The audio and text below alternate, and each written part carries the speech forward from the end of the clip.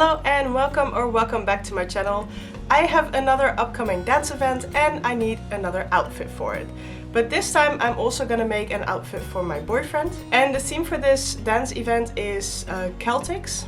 So he asked me to make him a kilt. Now, I don't know very much about traditional Celtic clothing, so it's not gonna fit exactly in that. But I have done a little bit of research on how to make a kilt. And we went out and got this fabric right here. It has the tartan pattern on it, which is very common for kilts. Actually, that is always the case in kilts as far as I know. So it's perfect. It has the color green in it, which is actually perfect because that's our association colors. So that was also a conscious choice. Usually for traditional tartans, I know you would pick the colors that fit with your family colors, but we don't have a Scottish family culture or anything like that, so we don't have that. So we figured this would be close enough. Now, besides the kilt, I also thought it would be nice to have sort of a matching blouse with it, so I got this relatively simple off-white fabric to make a blouse out of. So let's start off with the blouse. Of course, I'm once again starting off by drawing the pattern straight onto the fabric. I actually need every piece twice, so I doubled over the fabric so that I can cut out every piece in two identical pieces at the same time. I have a front and back piece, and of the front piece I did end up changing the neckline. I have a sleeve, then I have two colors for the sleeves and a color for the neckline.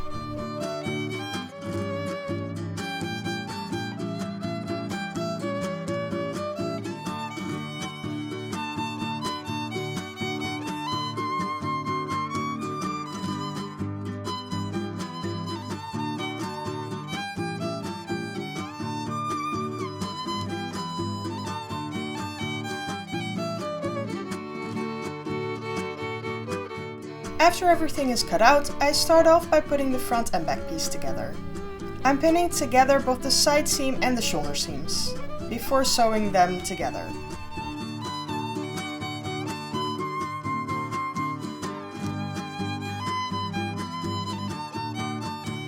The next step is closing off the long edge of the sleeves, and then attaching the sleeve to the body.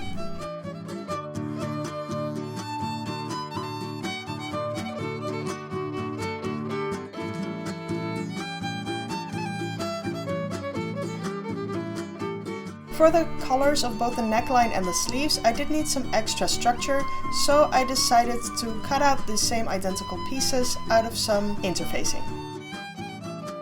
Now, I know you're supposed to iron interfacing onto your fabric first, but because in this case it is sandwiched between two pieces, I decided to sew together the three pieces first, by layering the two pieces of fabric on top of each other first and then the interfacing on top of that. Because I'll be turning it inside out, this will end up with the interfacing in the middle.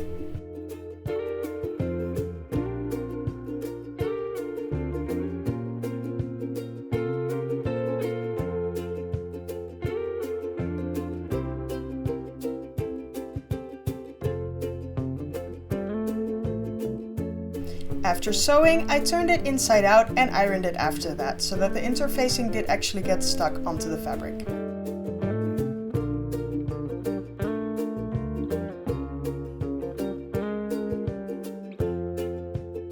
Then I went through the exact same process for the color of the neckline.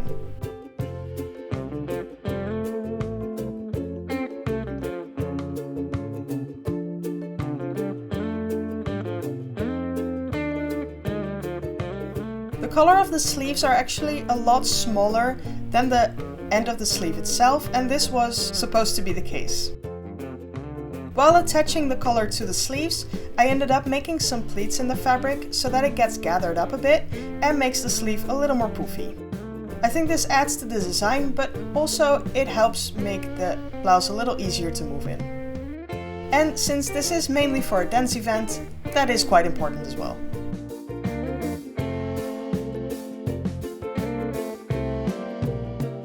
After sewing on the colors of the sleeves, I wanted to attach the color to the neckline as well. For this, I first measured out the center back and then pinned my way forward. I did actually already hem the edges of the neckline before I added the color.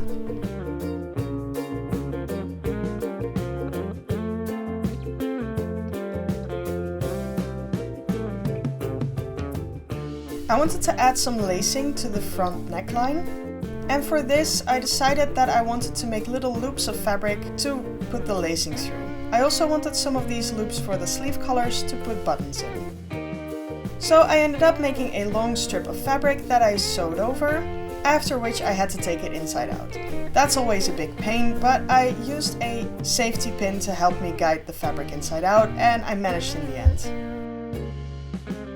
I then cut the strip into multiple pieces and attached them into loops on the neckline and the sleeves.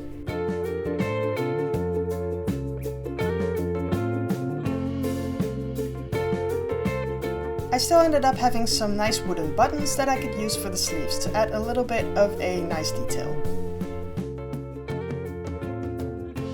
Now, the piece of tartan fabric that we got is 3 meters long and the regular 150 meters wide, which is actually too wide for a kilt, but it's also too short. This was consciously done because what I'm going to do is I'm going to just cut this in half through the width so that I can then sew the two pieces together, and we'll have a piece that is twice as long, so 6 meters, and roughly 75 centimeters wide, which is definitely long enough so that the kilt fit at a decent length.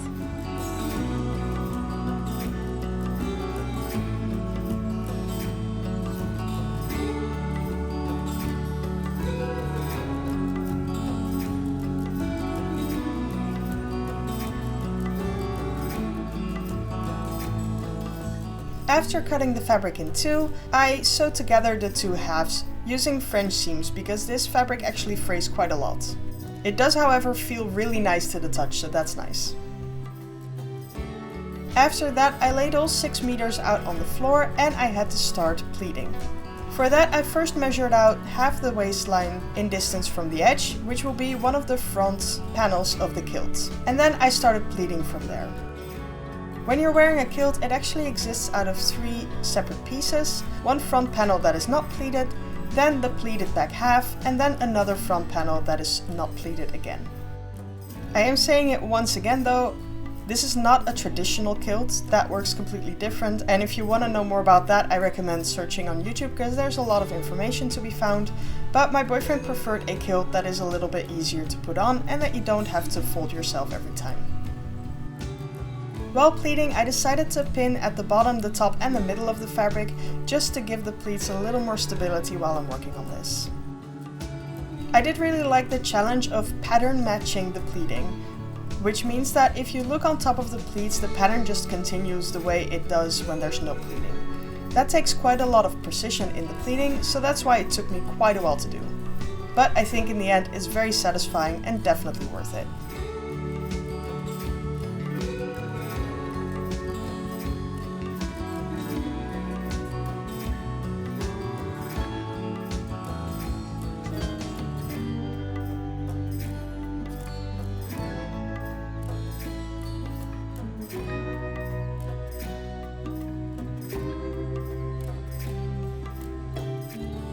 After I was done pleating, I measured out the other front panel and cut the fabric there. I did end up having quite a decent bit left over, so I'll see what I'll use that for in the future. I'm definitely not throwing it out because this fabric feels amazing. And then here's the finished base kilt. The pattern isn't that obvious with the pleating yet, but just wait until we iron it and it'll turn out a little better again. But before we do that, I wanted to top stitch along the pleats so that they stay in place.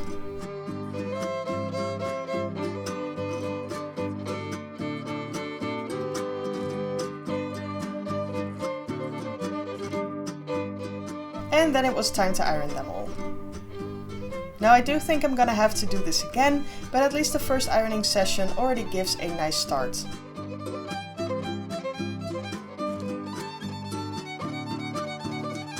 Next, it was time to hem the sides and the top edge.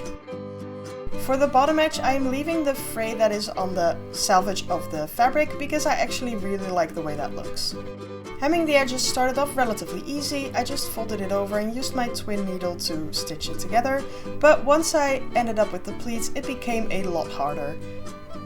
And it actually took me quite a while to finish it, even if it's not that long of a piece of fabric.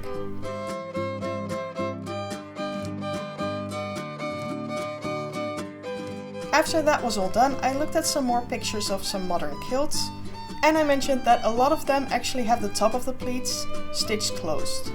So I decided to do that on these ones as well. I have to say, because there's a grid pattern on top of this fabric, it makes things like this way easier because I can just say, oh, I want to do 2 cubes and then sew until there without needing to measure every single thing. Very convenient. To close the kilt, I wanted to add some buckles. I'll be adding 1 on the inside of the kilt and then 2 on the outside. And I still have a bunch of leather lying around as well as some buckles, so I'll be making them myself. First, I measured out the leather strips that I cut based on the width of the buckle, and then I cut them in half to have 2 pieces of them. For one piece, I cut the end of it in a point to make it look all nice and made holes in that piece so that the buckle could go through that.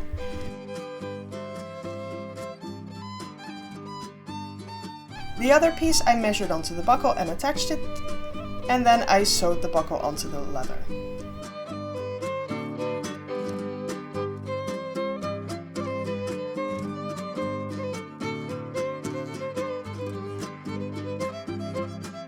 After measuring on my boyfriend where the buckles needed to be, I sewed them onto the kilt.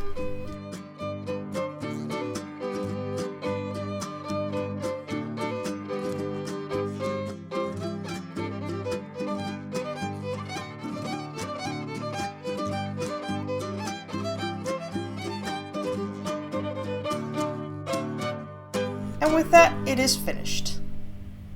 Let's take a look at the final result.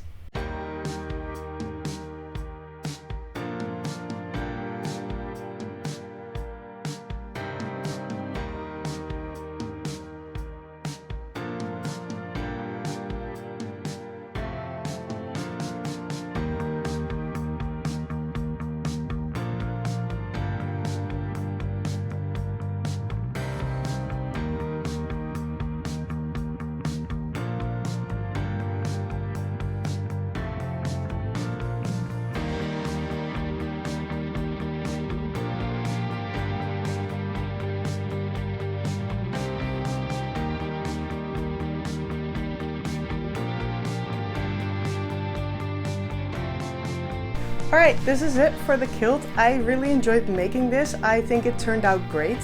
I think especially the pleats are very satisfying because they line up perfectly, and I'm just overall really happy with it. It's a little too big for the mannequin, but it fits a lot better on my boyfriend, so that is great as well. I have to admit, the shirt was actually a little more challenging than the kilt, but I also like how that turned out. It is a little bit short on my boyfriend, but because it's tucked into the kilt, I don't think it's gonna be that big of a problem. I really hope you enjoyed this video. I also actually got a new microphone for this video, so I hope you noticed and that the quality of sound is a little bit better this time. Now that I made this for my boyfriend, I still need to make myself an outfit for this competition, so I'll be doing that next time, and I hope you'll join me for that. But until then, have a nice day. Bye!